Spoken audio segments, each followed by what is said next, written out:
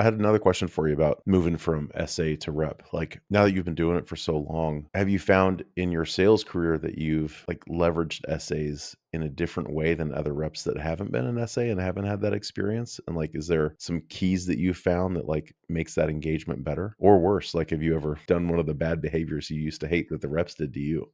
Let's see, SAs appreciate is, I think one thing that SAs hate is when a rep throws them under the bus, either sets them up with questions that they can't answer, puts them on tasks that they know they're set up to fail for, etc. And so before I do that, I will always check with them, say, hey, here's what I'm thinking, like I'd like to do. Is that something that you feel like we can be successful at? Is that something, before I just set it off? Because I know how, especially because I am a technical person and I know I still have an engineering degree. I have a personality where like if somebody gives me an uncompletable task or something where I know I'm set up to fail, I get this not anxiety is the wrong word, but I get like really angry and I feel that like pent up annoyance that builds up and then that turns into resent, and then you resent working with someone who does that to you. So I think like one thing for me is that before I just toss work at an SA, I always talk to them about like, does this make sense? Do you agree? Like, and good reps will do this anyways, but plenty of mediocre sales reps will just toss crap at a solutions architect, and it stinks, man. Know the feeling. You're set up to fail. It's busy work. And also, I'm empathetic for how much work they're doing for other salespeople that aren't me. So I'll always kind of talk to them about their workload. I mean, so that answers the question, but I think that's one thing that I do a lot. You went at some point at Grafana Labs, you went into being a manager of sales reps, right? So how did you coach the sales reps that were working for you on this topic of working better with their SEs?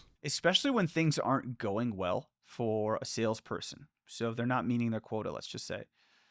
Oftentimes, the first finger they'll point is at the other person. I'm paired up with so and so is no good. It's toxic, but I mean, sometimes a person's right, but no good is a strong word. Sometimes maybe you have an experienced salesperson who, just because of like mappings, has to get paired up with an inexperienced sales engineer, something like that. One way that I would coach them, well, let me try to think of what like some specifics. Here's like a top one, right? Is meeting prep with an SE. So like a lot of times the content that a rep needs to prep is very much just like taking standard slides and modifying them a little bit. And then for an SE to put together good content, it needs to be very technical and customized for the customer. I would see lots of times on our team where a sales rep would tell an SE at 3 p.m. that like this needs to be good for the meeting tomorrow at 10 a.m.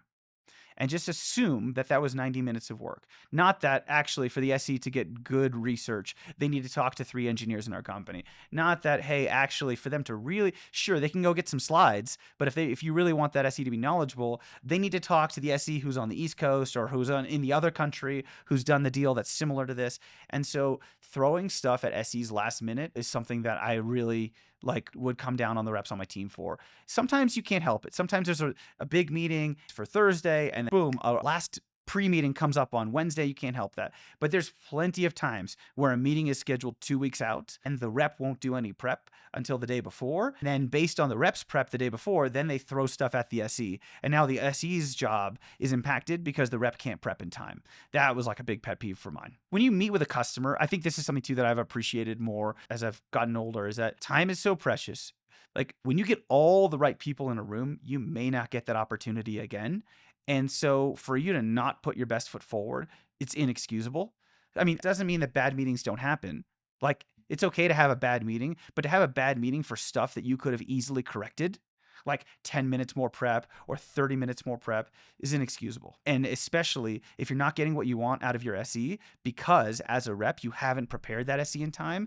That like so much about being a sales rep is making sure that you coordinate all of the things across a deal. And you can't just assume that your SE is your sidekick. That is like a partner in the process, and you need to set that person up to be successful. So if there's a specific thing you want, you need to make sure that you give that person the time to be successful rather than just, I'm going to run my own thing and that person's just going to follow my lead. I think this is also more of an issue at a company like Grafana Labs where you have so many different products and such a wide variety of things that any particular customer might want to see on a given day or in a given meeting.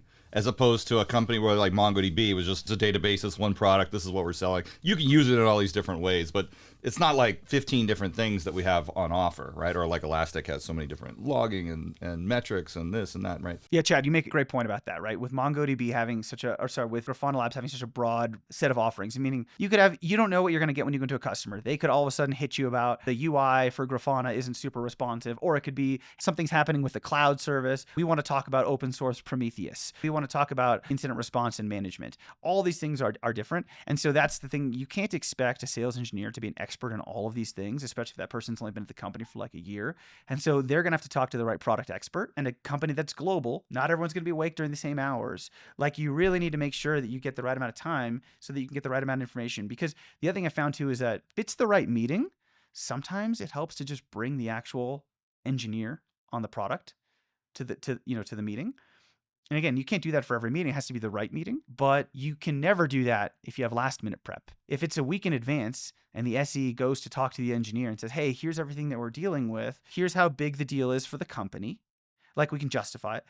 Then all of a sudden, hey, instead of me asking Chad, the engineer, to be on the call, I say like, hey, Chad, would you be comfortable actually being on that call? Because then I think we could be a lot more productive.